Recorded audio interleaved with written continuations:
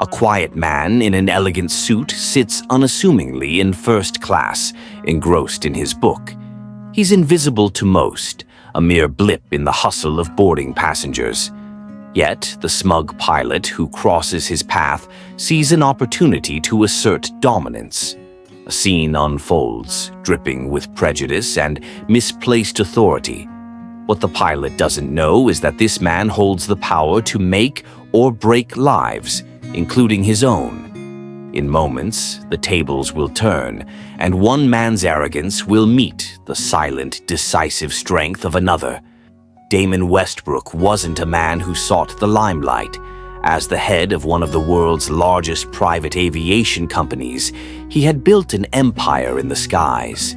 Yet today, he chose to forego luxury for the simplicity of a commercial flight. He was on his way to a nationwide charity event, blending in among passengers. Dressed in casual but refined attire, he exuded quiet confidence.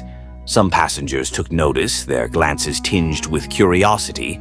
Others dismissed him entirely. Damon didn't mind. He preferred the quiet anonymity. What he didn't expect was that his presence would soon disrupt the flight and change lives forever. The tension began as Captain Ronald Hayes stepped into the first-class cabin, scanning the rows with a discerning eye. His gaze locked on Damon, and his expression shifted. With a smug smirk and a voice dripping with condescension, he addressed him loudly enough for the entire cabin to hear. "Sir, are you sure you're in the right place? First class is for our elite passengers." Damon smiled politely and handed over his ticket.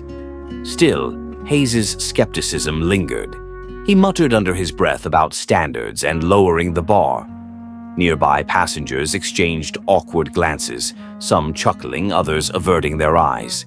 Damon, however, remained composed, his calm demeanor betraying none of the power he held. He simply returned to his book, waiting.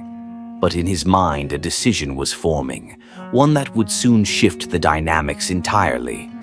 As boarding continued, Damon discreetly picked up his phone. He made a quiet call, his voice low and measured. To the untrained ear, it seemed like a routine conversation. In the cockpit, Captain Hayes felt a wave of self-satisfaction, confident he had asserted his authority. He couldn't have been more wrong. Shortly after, an urgent message from corporate arrived, sparking confusion among the flight crew. Without explanation, the plane was ordered back to the terminal. Passengers murmured, perplexed, as the aircraft taxied back.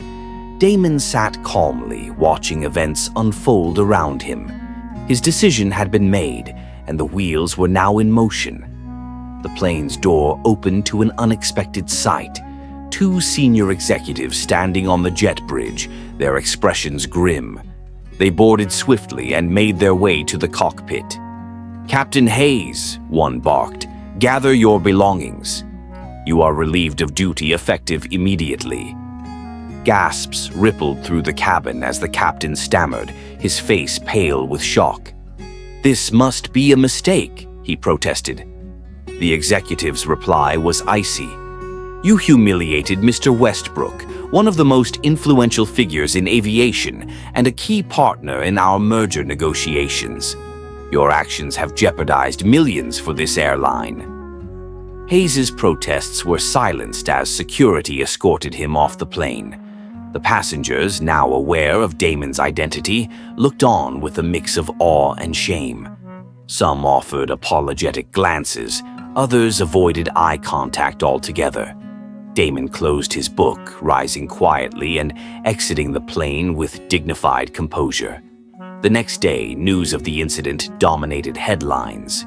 Captain Hayes's career was over, his name blacklisted from every major airline. Meanwhile, Damon Westbrook's response captivated the public. In a statement, he urged people to look beyond appearances and judge others by their character. He announced a significant donation to fund scholarships for minority students in aviation, turning a moment of discrimination into an opportunity for progress. For Damon, this wasn't about revenge, but about sending a message. Power doesn't need to shout, it acts decisively. His grace inspired thousands, a testament to the strength of quiet resilience. Sometimes the most profound actions come from those who refuse to play into the noise, leaving the world to watch in awe and reflect on its lessons.